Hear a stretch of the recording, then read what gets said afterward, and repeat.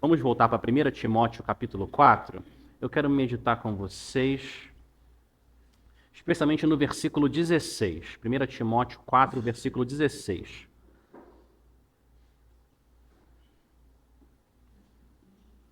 Primeiro Timóteo 4, versículo 16. Antes de eu começar, eu quero mais uma vez agradecer o convite do pastor Edson e agradecer a presença de todos vocês aqui. E eu queria também que vocês soubessem que é sempre um privilégio, uma honra para cada um de nós que abre a palavra do Senhor, prega Cristo, mas eu considero também, além de ser uma enorme honra, uma enorme responsabilidade falar com aqueles que estão servindo na linha de frente. Que o Senhor abençoe nosso tempo juntos. Eu espero que seja um grande encorajamento e um desafio também para todos nós andarmos perto do nosso Deus. Então esse é o versículo que a gente vai meditar. 1 Timóteo 4, cuida-te. O 16 fala, eu estou usando a Nova Almeida atualizada, cuide de você mesmo, cuida-te de ti mesmo e da doutrina, continue nestes deveres, porque fazendo assim você salvará tanto a si mesmo como aos que o ouvem. O meu plano para o nosso tempo juntos essa manhã é dividir nossa meditação em 3 partes. Primeiro, eu quero definir o que significa cuida-te de ti mesmo. O que significa cuidar de si mesmo. Segunda parte, eu quero olhar para vocês, para o texto e entender a razão. O que está em jogo quando a palavra de Deus chama você a cuidar de você mesmo.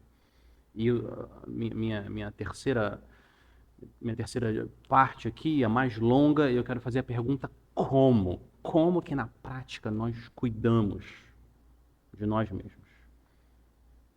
Ainda antes de entrar no nosso tópico, eu quero compartilhar o resultado de uma pesquisa que eu li há pouco tempo num livro chamado O Pastor Não Apressado. Esse é o título do livro.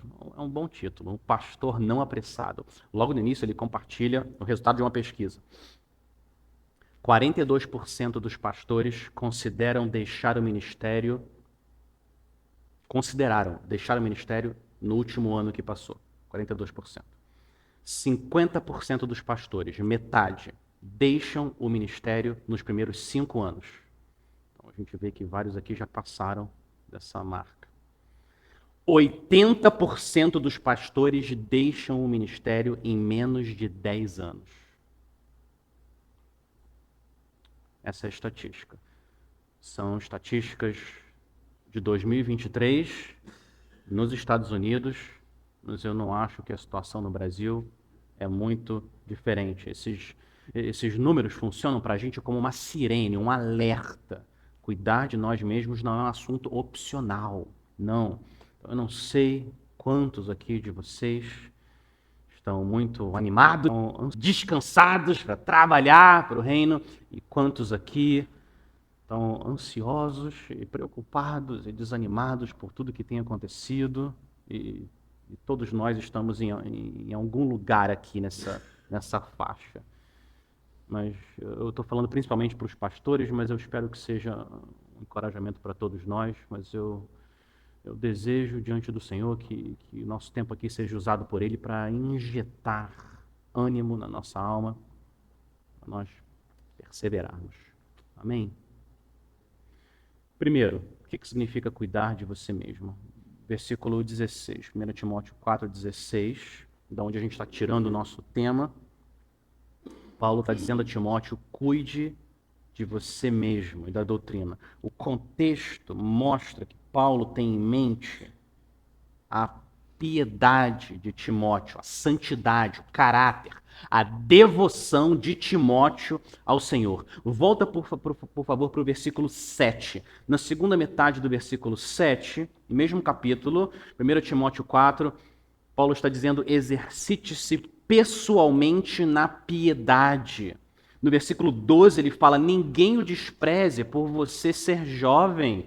Pelo contrário, seja um exemplo para os fiéis na palavra, na conduta, no amor, na fé e na pureza. Ou seja um exemplo na sua santidade, na sua piedade. Versículo 15, versículo imediatamente anterior ao nosso.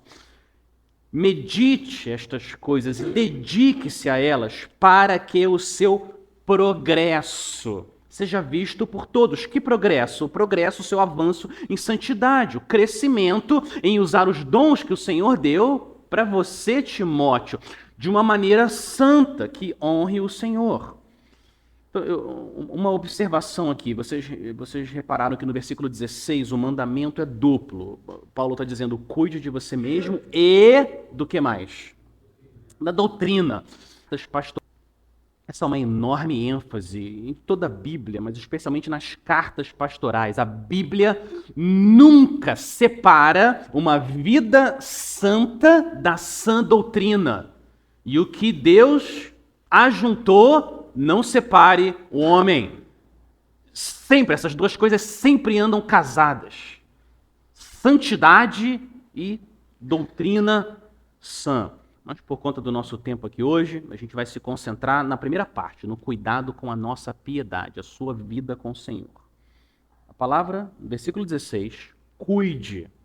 Em alguns outros lugares na Bíblia, ela é traduzida como olhar fixamente. Às vezes, ela é traduzida como agarrar firmemente. É a mesma coisa que você faz quando você tem que atravessar uma rua com o seu filhinho pequeno ou o seu netinho. É o que você faz.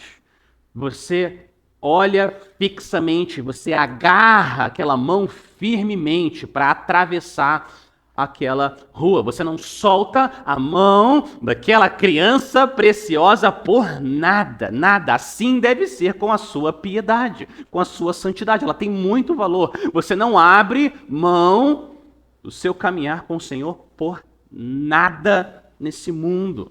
Amar, meus irmãos, amar a Cristo, fazer seminário e saber pregar não é suficiente para ser um pastor. Não é. A Bíblia tem mais requisitos necessários para alguém liderar o povo de Deus. No capítulo anterior, capítulo 3, 1 Timóteo 3, Paulo dá uma lista, eu não vou passar com vocês essa lista agora, mas Paulo dá uma lista de requisitos para alguém liderar o povo de Deus. Um é ter desejos, mas logo depois ele vem com uma série de requisitos, dos 15 itens. Olha como a lista é desbalanceada. Dos 15 itens, pastor, 14 estão relacionados à santidade de um pastor. 15 itens, 14 relacionados à santidade. Só um apto para ensinar, que não está necessariamente relacionado à piedade. Por quê? Por que Paulo faz isso? Por quê, meus irmãos? Porque nada é mais importante na vida de um líder do que o caráter dele. A santidade dele, nada. 1 Timóteo não está falando de perfeição, mas de direção. Homens imperfeitos, mas que têm um relacionamento real com o Rei Jesus. Porque um dentista pode ter o coração longe do Senhor e fazer a sua obturação de forma boa e correta. Um motorista de Uber pode ser um pagão e levar você com segurança para o destino correto. Um professor de matemática pode ter o coração mais duro que uma pedra e explicar corretamente aquela equação. Mas conosco, pastores, isso não é possível, porque tudo o que a gente faz flui do nosso relacionamento com o Senhor. Tudo. Nosso ministério transborda da nossa comunhão com Cristo. Como o título do excelente livro do John Piper, Irmãos, nós não somos profissionais. Quem já leu esse livro? Irmãos, nós não somos profissionais. Eu quero recomendar o livro. O livro não é bom. O livro é excelente. Irmãos, meus irmãos pastores, estão aqui em Rio Branco, nós não somos profissionais. Não existe oração profissional. Não existe pregação profissional. Não existe aconselhamento bíblico profissional. Não existe chore com os que choram profissional. Não existe arrependimento profissional. Não existe compaixão profissional. Não existe. Tudo o que nós fazemos é espiritual. Tudo envolve o nosso coração. Então, com todas essas limitações e lutas e muitos pecados, o Senhor nos chama a sermos homens de caráter, que andam com o Senhor. Não perfeitos, mas piedosos. Um homem de Deus, chamado Robert McChain, pastoreou na Escócia em 1840, morreu aos 29 anos. Tinha uma saúde super frágil. Olha o que esse homem disse. Olha isso. Abre aspas. Não são grandes talentos que Deus abençoa, mas grande semelhança com Cristo. Um ministro santo é uma arma poderosa nas mãos de Deus. Esse homem é sábio. Isso é verdade. Então, meu irmão, pastor, cuide de você mesmo, cuidando da sua piedade. Nós não queremos ser só aconselhadores de problemas, preparadores e entregadores de sermões, administradores de evento. Não. Acima de tudo, nós queremos ser adoradores do Rei Jesus, tudo que Ele é. E assim nós podemos fazer as demais coisas com o coração no lugar certo. Muito bem, esse é o meu primeiro ponto. Segundo é por quê? Por quê? Por que você precisa cuidar de você mesmo? O que está em jogo? Olhe para o texto novamente, por favor. O que está em jogo no cuidado com a sua alma, a sua vida com o Senhor? Paulo diz, cuide de você mesmo e da doutrina, continue nestes deveres, porque ele vai dar a razão, essa é a razão. Por quê? Porque fazendo assim, você salvará tanto a si mesmo como aos que o ouvem. Então o que está em jogo, Paulo está dizendo, é a salvação da nossa alma, tanto a nossa quanto a daqueles que nos ouvem. Fazendo assim, perseverando nessas coisas, você será salvo e quem ouve você será salvo. Agora, claro que Paulo sabe que ninguém tem poder para se salvar. Ele sabe disso, é claro. Paulo prega justificação pela fé somente, em Cristo somente, isso, por causa da graça somente, de acordo com a palavra de Deus somente, para a glória de Deus somente. Paulo sabe isso, é claro que ele sabe. Mas somente aqueles que perseveram até o fim serão salvos, de acordo com o Senhor Jesus. Fé verdadeira é a fé que continua. Esse é o ponto de Paulo. A fé que continua crendo. E Paulo também sabe que ninguém tem poder para salvar outras pessoas. É claro que não. Mas Deus usa nós, pecadores, na vida de outros pecadores. Então, quando ele fala no texto, você salvará os que o ouvem, ele está dizendo isso no sentido de Deus usará você para salvar aqueles que ouvem. O evangelho que salva através da sua boca. Então, meus irmãos, só existem duas opções para cada um de nós nessa vida. Só tem duas opções: perseverar ou apostatar. Essas são as duas opções diante de nós, e nós consideramos só a primeira, tá certo? Perseverar até o fim. Para isso, cuide de você mesmo, cuide do seu relacionamento com o Senhor, ande perto de Cristo. E assim, termino minha segunda parte. Vamos entrar agora na pergunta como. Como a gente cuida de nós mesmos na prática. Então, primeiro a gente definiu o que é cuidar de você mesmo, cuide de si mesmo, exercite-se na sua piedade, cuide da sua piedade. Segundo, o que está em jogo em você cuidar da sua santidade? Não são mais recompensas no céu, é a sua salvação. Perseverar ou apostatar. Nós queremos perseverar, não é secundário cuidar da nossa piedade. Agora, como isso acontece? Como nós cuidamos de nós mesmos? Eu quero reconhecer aqui que existem muitos aparelhos de musculação espiritual para você se exercitar na sua piedade e na sua alma. Muitas maneiras são de desenvolver a sua salvação com temor e tremor. Eu selecionei aqui 5 que eu entendo são essenciais para a gente cruzar a linha de chegada e nos encontrarmos com o Senhor.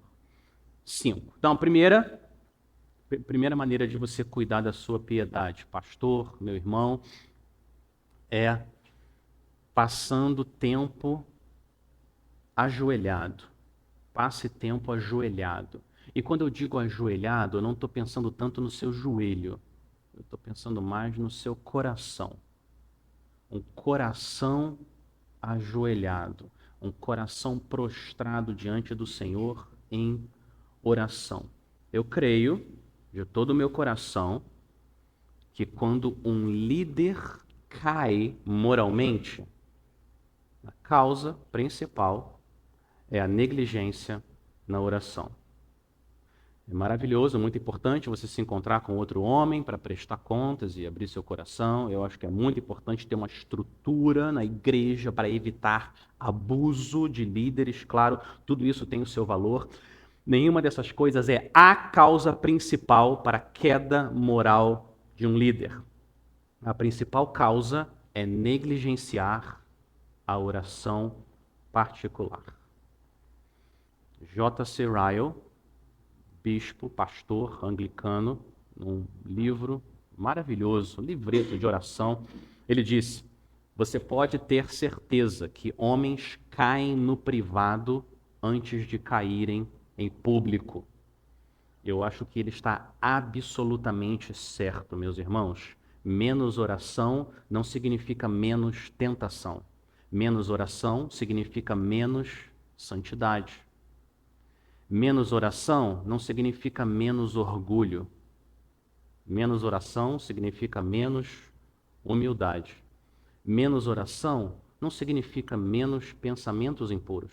Menos oração significa mais rapidez para lutar contra os pensamentos impuros. Menos oração não significa mais tempo para fazer mais coisas. Isso é uma ilusão. Menos oração significa mais coisas sendo feitas na carne e menos coisas sendo feitas no espírito. Meus irmãos pastores, as coisas boas para a gente fazer não vão parar de chegar. Não vão parar de chegar. Oportunidades maravilhosas para você fazer coisas muito boas e abençoar a vida das pessoas. A pergunta diante de nós é se nós vamos parar para ter comunhão com o Senhor em oração. Se eu vou bloquear a minha agenda para ter um tempo sozinho com o Senhor, confessando meus pecados, chorando, adorando, me alegrando nele por causa da enorme paciência que ele tem comigo e conhecendo mais nosso grande rei. Um coração ajoelhado em oração pode salvar a sua vida, pastor, e a vida daqueles que ouvem você. Versículo 16, cuide de você mesmo, da sua doutrina, continue nestes deveres, porque fazendo assim você salvará tanto a si mesmo como os que o ouvem. Agora, eu não acho que eu preciso convencer nenhum de vocês aqui que a gente deve orar. Ninguém precisa ser convencido. A gente sabe que a gente deve orar, claro, mas eu coloco a oração como principal exercício espiritual para a nossa piedade, porque é o exercício mais importante junto com a leitura da palavra, mas também porque a oração é o mais difícil de todos os exercícios. Mais.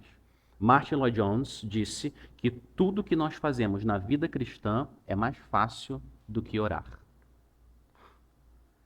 Thomas Shepard, pastor puritano, num momento de bruteria, honestidade, disse: existem momentos na minha vida em que eu preferiria morrer do que orar. Uau!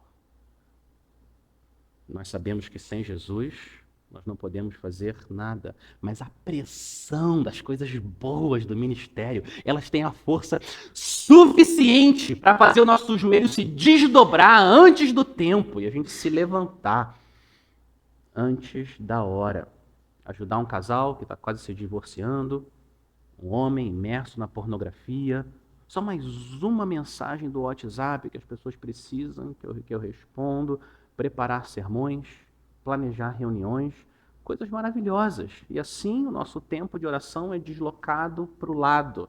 E nós começamos a fazer coisas boas, mas de forma mais mecânica, não é verdade? Mais automática, mais profissional, mais carnal. Martin Lloyd-Jones e Thomas Shepard não estão inventando coisas, nós sabemos. É mais fácil ser Marta e correr de um lado para o outro do que ser como Maria e nos assentarmos aos pés do Senhor Jesus, para depois nos levantarmos e servirmos com o coração certo. Então, meus irmãos amados, que nós possamos trabalhar duro, mortificar a preguiça, sim. A gente só tem uma vela para queimar nessa vida, para a glória de Deus. Sim, sim, amém, eu sei, mas o fogo dessa vela, para ele continuar queimando da maneira correta, nós precisamos do oxigênio que vem do Espírito Santo, que ele sopra através da oração, do tempo com o Senhor. Vocês lembram como o apóstolo Pedro resumiu a nossa descrição de cargos em 2 linhas, lá em Atos 6? O que ele disse? Quanto a nós, nos consagraremos a fazer o quê? Fala para mim. 1, a oração. 2, o ministério da palavra. Eu quero terminar aqui esse ponto com um encorajamento. Meus irmãos, oração é mais do que um dever. É um prazer. Passar tempo com o Senhor é um prazer. Faz muita diferença, como Michael Reeves disse, em vez de nós olharmos para a oração como uma atividade a ser executada, eu preciso orar. Faz muita diferença você olhar para a oração como uma pessoa a ser encontrada. Quando nós estamos orando, nós estamos nos encontrando com o Senhor, passando tempo com Ele. Não olhe tanto para a atividade em si, mas para a pessoa com quem você está se encontrando. Quando você abre o seu coração e ouve a palavra, ter comunhão com o Senhor. Assim, nosso desejo de orar aumenta. Então, meus irmãos, passe tempo ajoelhado. Segunda maneira prática como nós podemos cuidar da nossa piedade e continuar crescendo na graça ao longo do tempo é ler mais devagar. Meu irmão, leia mais devagar. Cuide de você mesmo lendo um pouco mais devagar. Ler rápido não é pecado. Às vezes você pega um trecho maior e você lê de forma mais rápida, isso ajuda você a ter uma ideia do todo. Sim, é útil para você não se perder nos detalhes, mas eu quero recomendar para vocês todos, meus irmãos, que você inclua no seu arsenal de leitura um tipo de leitura mais lenta, uma marcha mais baixa, no seu devocional, por exemplo. Um tipo de leitura que leve você não só a passar os olhos pelas palavras, mas que você deixe as palavras passarem pelo seu coração, para aí sim a gente ser transformado. Só ler por ler não afeta a vida de ninguém. Nós precisamos meditar, ler mais devagar, meditando. Um homem que medita é um homem feliz. É verdade? Salmo 1, vocês já memorizaram. Bem-aventurado o homem que não anda no conselho dos ímpios, não se detém no caminho dos pecadores, nem se assenta na roda dos escarnecedores. Antes, prazer está na lei do Senhor. E na sua lei faz o quê? Medita. É isso que um homem feliz, bem-aventurado faz. Ele medita. De vez em quando? Dia e de noite. Ele medita. Meditar é mais do que ler. Meditar é ruminar. É o que a vaca faz. Meditar é mais do que você receber a palavra como uma pílula que você engole e acabou. Não, meditar é como você colocar uma bala de menta na sua boca e você deixa ela lá e o sabor dela vai dominando todo o seu ser. É isso que é meditar. Em vez de você ler a Bíblia correndo, você lê a Bíblia em marcha lenta. E se tem alguma coisa que salta da palavra, você não continua, você para, estaciona, acampa. Até que aquele versículo, aquela frase ou aquela palavra afete as suas afeições por Cristo. A gente vive vidas muito agitadas e a meditação é o que realmente transforma o nosso coração. Então você está lendo. O Senhor é o meu pastor, nada me faltará. E meditando no Salmo 23, e você para, puxa o freio de mão e você fica pensando como o Rei do Universo está agora cuidando de mim. Ele é o meu pastor.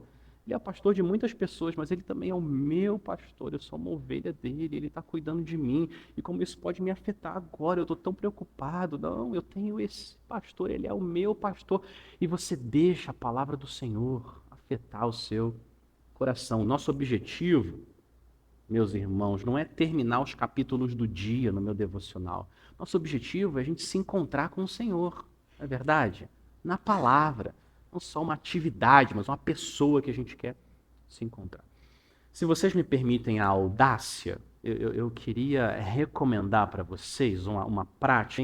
Eu já ouvi muitos homens de Deus falando sobre ela e eu tenho sido beneficiado nesses anos com uma junção de duas atividades. A leitura da palavra e a meditação. O que eu estou dizendo, o que eu estou falando, em outras palavras, eu estou encorajando vocês a considerarem orar com a Bíblia aberta. Abra a Bíblia, à medida que você lê, você ora e você medita e devolve ao Senhor as suas reflexões. Eu não sei, eu acho que esse problema não é só comigo, eu acho. Mas se eu me sentar, fechar o olho e começar a orar em silêncio, de olho fechado, eu não demoro 5 minutos para me distrair. Eu demoro 5 segundos. E a minha mente já está navegando pelos mares distantes da distração. É o que acontece, pelo menos comigo.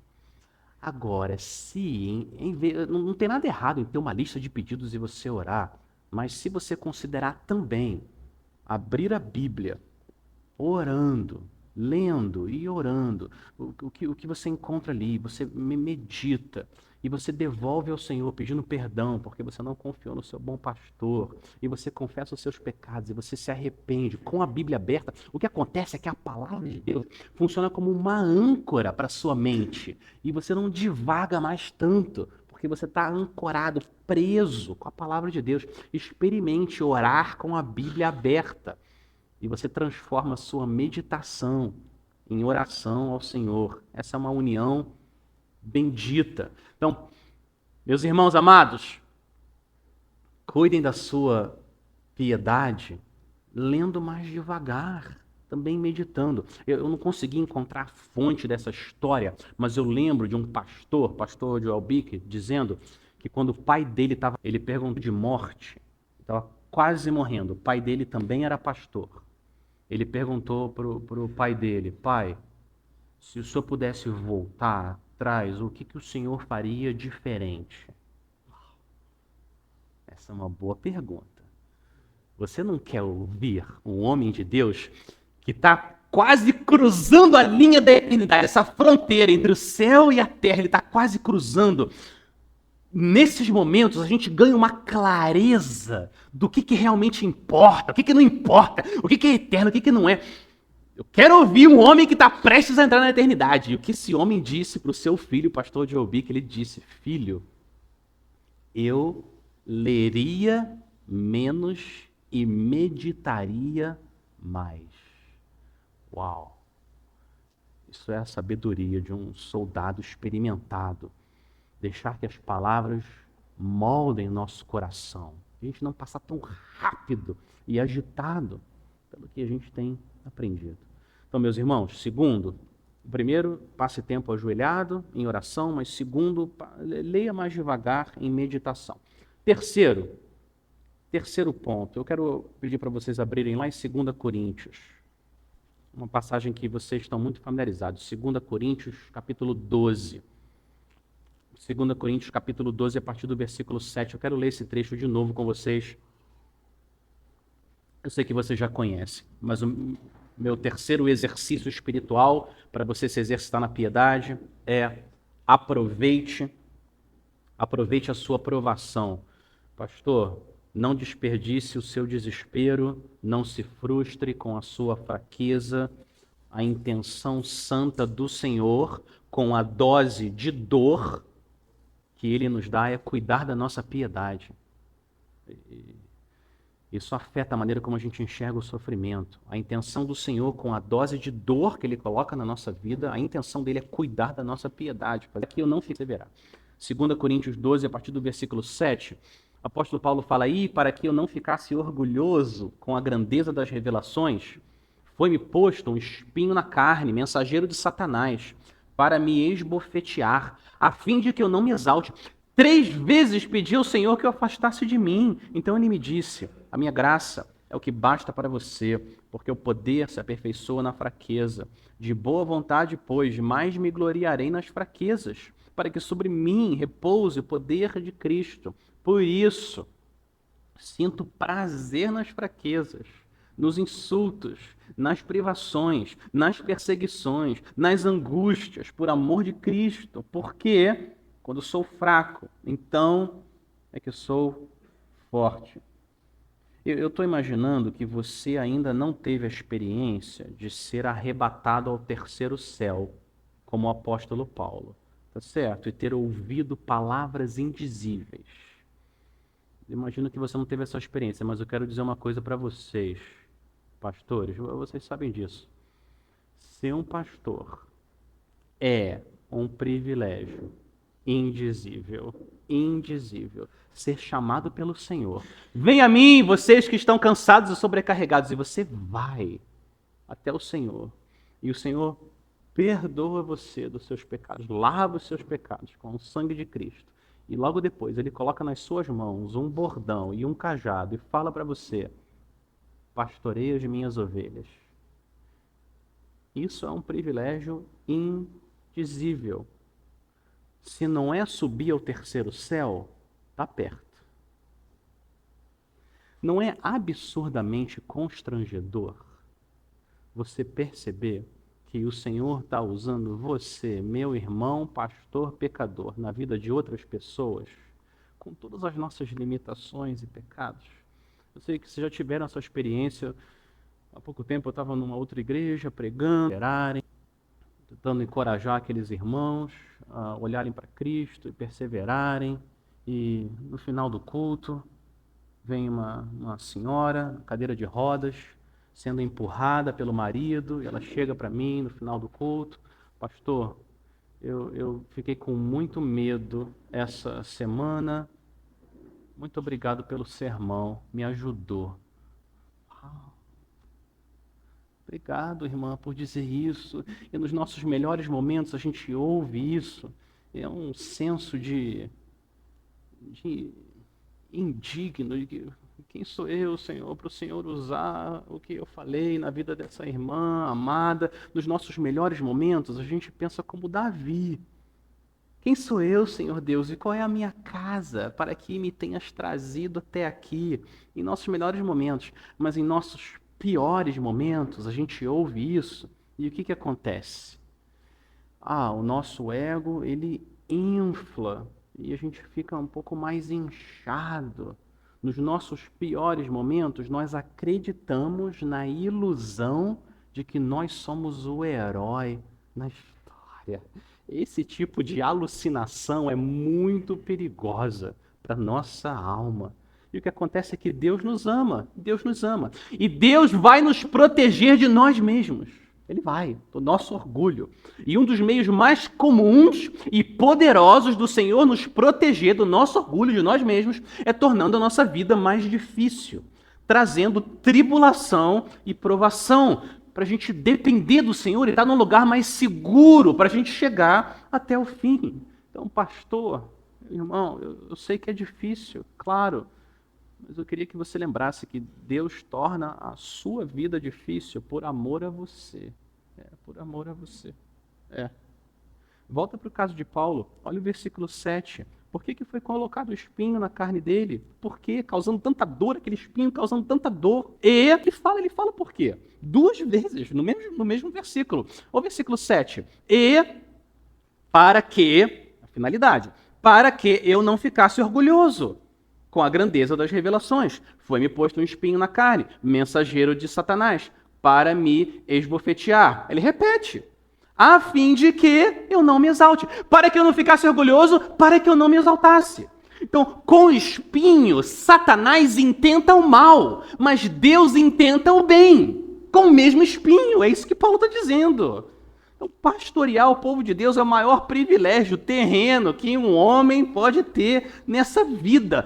Pode não ser o terceiro céu ainda, sim, mas é um lugar alto demais para seres que foram feitos do pó, como nós. O púlpito é um lugar maravilhoso, mas é um lugar muito perigoso Muito perigoso, porque a bactéria mortal do orgulho ainda circula no nosso coração.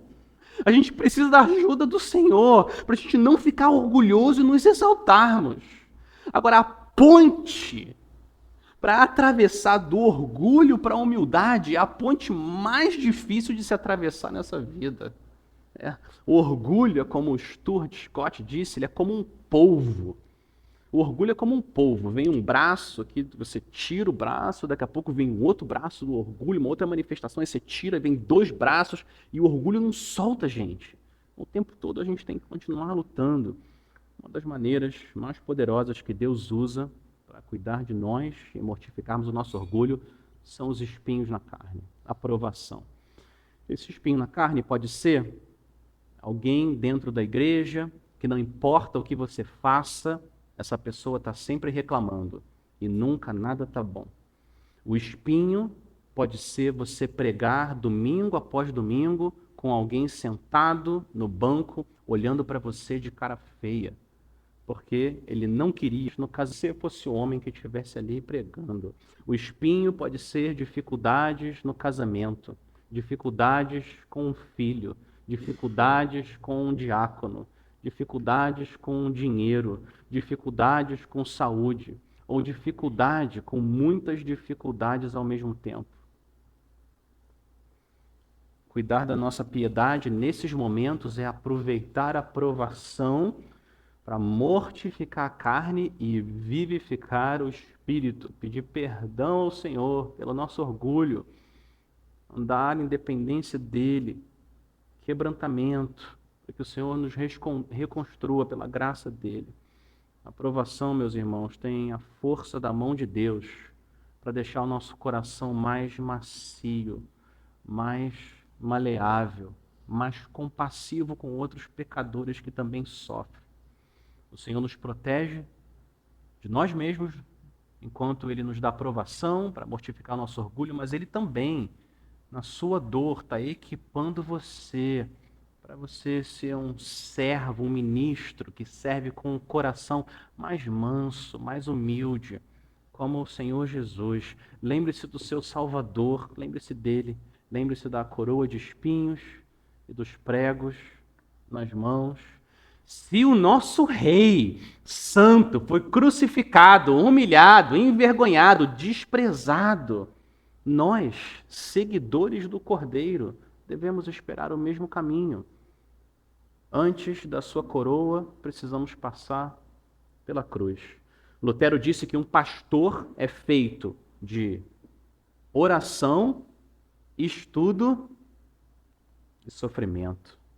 Assim que o Senhor faz um pastor, oração, estudo e sofrimento. Então que o Senhor nos dê graça, para que a gente aproveite as provações e cuide da nossa piedade.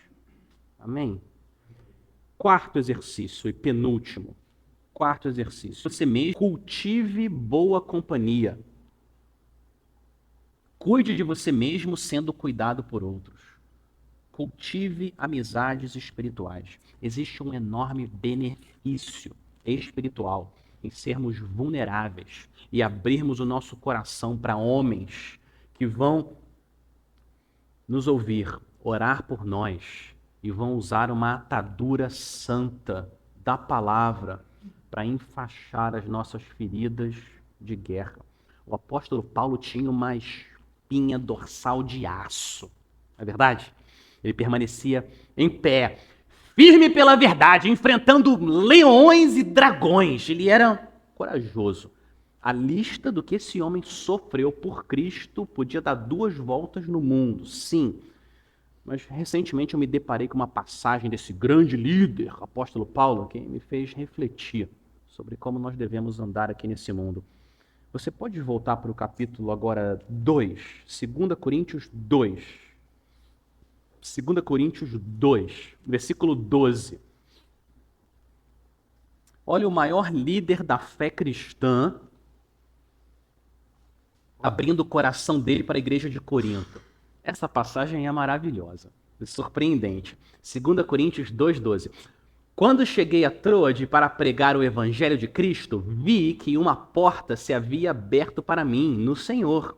No entanto, não tive tranquilidade no meu espírito, porque não encontrei o meu irmão Tito. Por isso, despedindo-me deles, parti para Macedônia. Isso é o apóstolo Paulo. Ele está dizendo, eu experimentei intranquilidade de espírito. Ele fala por quê? Olha o versículo 13. Ele fala, não tive tranquilidade no meu espírito, porque não encontrei o meu irmão Tito. Ter companhia faz diferença. A segurança de Paulo está em Cristo, sim. Ele morreu pelo mestre dele. Mas Paulo também era pó, como nós. Ele reconhece que nós precisamos de companheiros de batalha ao nosso lado. Então, não ter encontrado o companheiro Tito ao lado dele deixou ele intranquilo. No espírito, soldados lutam em grupo, um grupo chamado exército. Uma tentação enorme no ministério é o isolamento, a gente se isolar. Agora, quando eu falo de isolamento, não estou falando de isolamento físico, de você ficar o tempo todo na sua casa só lendo e preparando estudos, isso também não é bom, mas eu estou falando de um isolamento mais profundo. Eu estou falando de um tipo de esconder a sua alma para o mundo à sua volta e não se abrir com ninguém.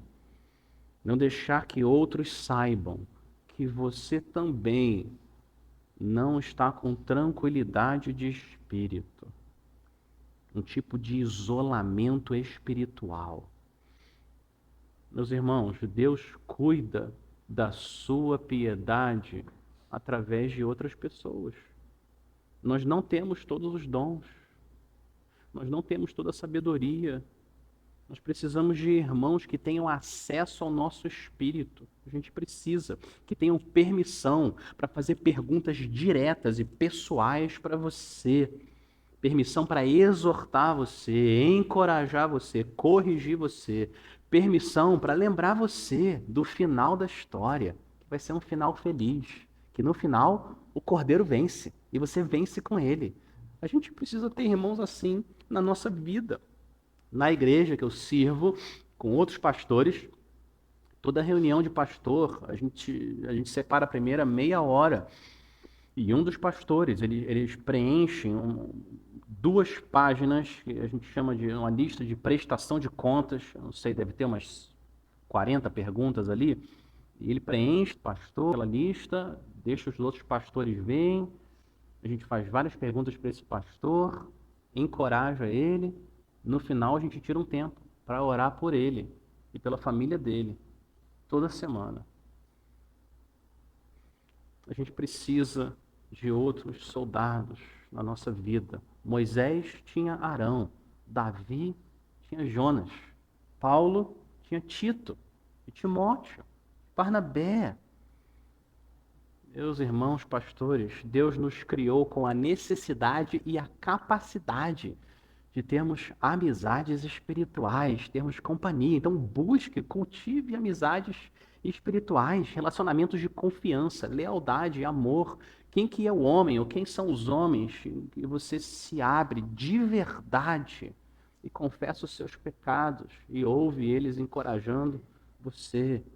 A gente precisa ter alguns homens que tenham acesso ao nosso espírito, tenham acesso à nossa angústia, acesso à nossa tristeza, acesso aos nossos pecados.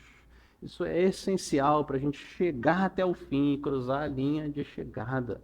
Eu reconheço que não é fácil ser vulnerável e honesto, não é fácil.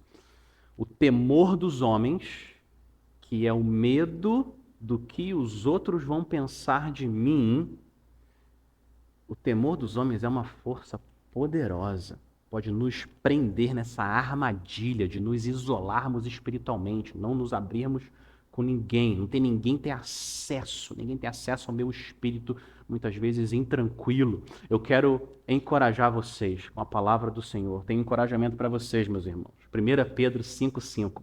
Deus resiste aos soberbos, mas dá graça aos humildes. E se abrir para outro homem é um passo de humildade. E Deus está dizendo, você faz isso, eu dou graça, eu abençoo, eu uso esse relacionamento para fazer você crescer, o Senhor. Então cuide de você e deixe Exercite-se na sua piedade dizendo aos outros o que está no seu coração e deixando que eles participem da sua vida.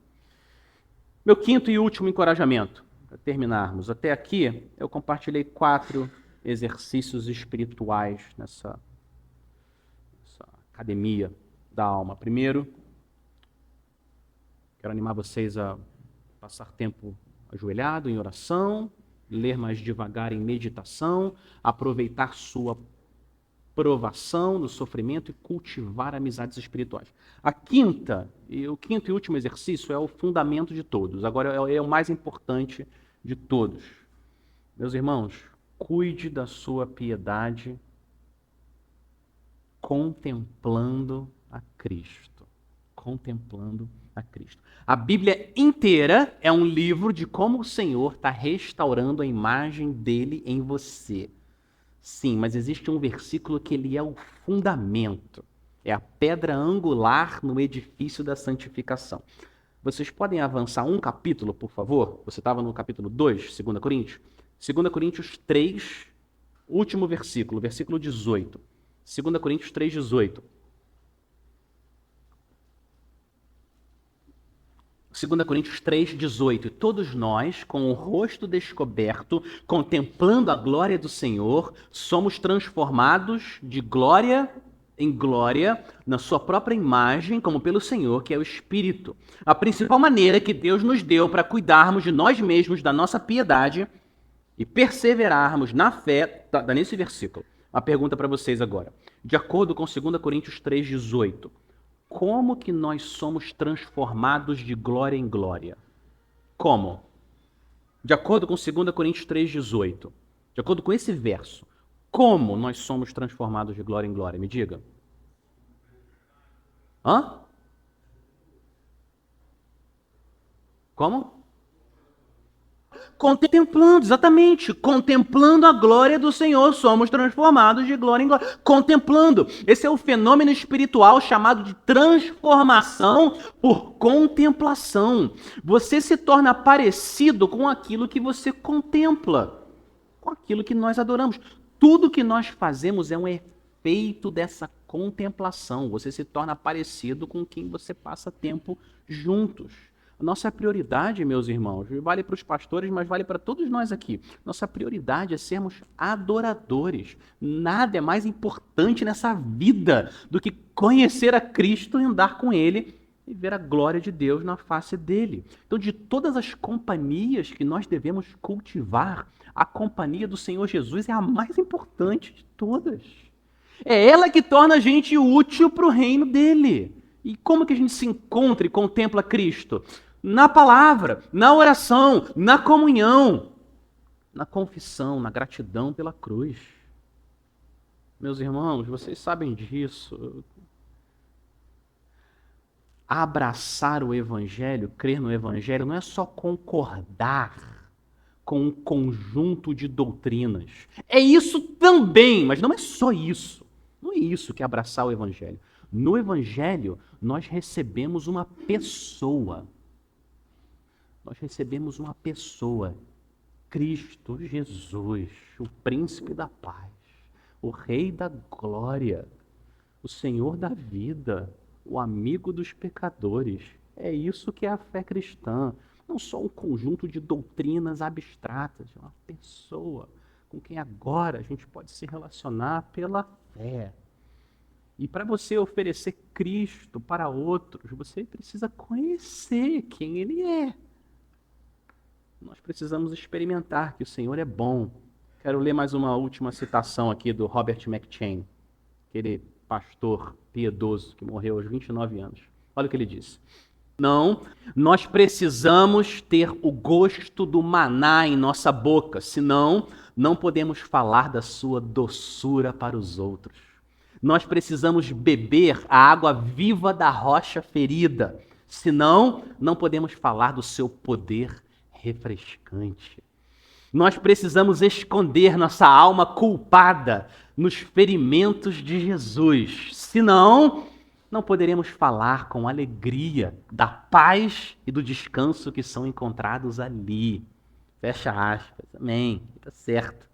A maneira mais poderosa que existe para você cuidar da sua piedade é contemplar a majestade de Cristo. Quanto mais você conhece, quanto mais a gente enxerga, vê a grandeza do Senhor Jesus, a grandeza do poder dele, da graça dele, a compaixão dele, a bondade, a humildade. Quanto mais a gente conhece a Cristo, o que acontece é que mais precioso ele é e mais a gente deseja o Senhor e menos a gente deseja o pecado. É isso que é santificação. No fundo, o que é crescer em piedade? É desejar mais a Cristo e desejar menos o pecado. E é assim que funciona. Quanto mais você contempla Cristo, mais você quer Ele e menos o pecado se torna atraente. É o que um pastor chamado Thomas Chalmers ele chamou de o poder expulsador de uma nova afeição. É exatamente isso que acontece no nosso coração. Quanto maior a nossa afeição por Cristo, essa nossa afeição maior, ela empurra do nosso coração a afeição pelo pecado. Isso que é crescer em santidade. É exatamente isso. Então, meus irmãos amados, o caminho da perseverança na vida e no ministério é um caminho apertado, estreito. Eu quero lembrar vocês também que com o Senhor Jesus é um caminho seguro. É seguro. Ele prometeu que ele nunca vai largar a gente. Ele vai segurar nossa mão, mas para chegar do outro lado, você também não pode tirar os olhos dele por nada. Na oração, com os joelhos dobrados, na meditação, lendo mais devagar, no sofrimento, aproveitando as provações e na comunhão, cultivando relacionamentos. Meu desejo sincero para o meu coração e para o seu é que nós sejamos, sim, muito gratos por todo o fruto que o Senhor dá através do nosso ministério, mas que a sua maior alegria não sejam os frutos do ministério, mas saber que você estava perdido e foi encontrado, que você era cego e agora você pode ver, contemplar esse Senhor Jesus maravilhoso. Que Ele dê graça para cada um de nós chegarmos até o fim. E no final, todo sangue, todo suor e toda lágrima vai ter valido a pena. Amém? Vamos orar mais uma vez? Vamos orar. Senhor, sim, o caminho é apertado e estreito, mas nós queremos louvar o Senhor pelas tuas promessas de completar a tua obra em nós. Meu pedido, Senhor, para cada um aqui, cada um dos homens aqui nessa sala, é que o Senhor não deixe que nós tiremos os nossos olhos de Cristo. O Senhor nos guarda, nos livra do mal, nos livra do nosso orgulho, nos livra da nossa carne, Senhor. Tem misericórdia de nós e das nossas famílias e das igrejas aqui, Senhor, representadas. Nos ajuda a cuidarmos de nós mesmos e da nossa doutrina, para que, fazendo assim, a gente salve tanto a nós mesmos quanto aqueles que nos ouvem. Que a gente possa enxergar mais e mais da majestade do Senhor Jesus. É por causa dele que nós oramos. Amém.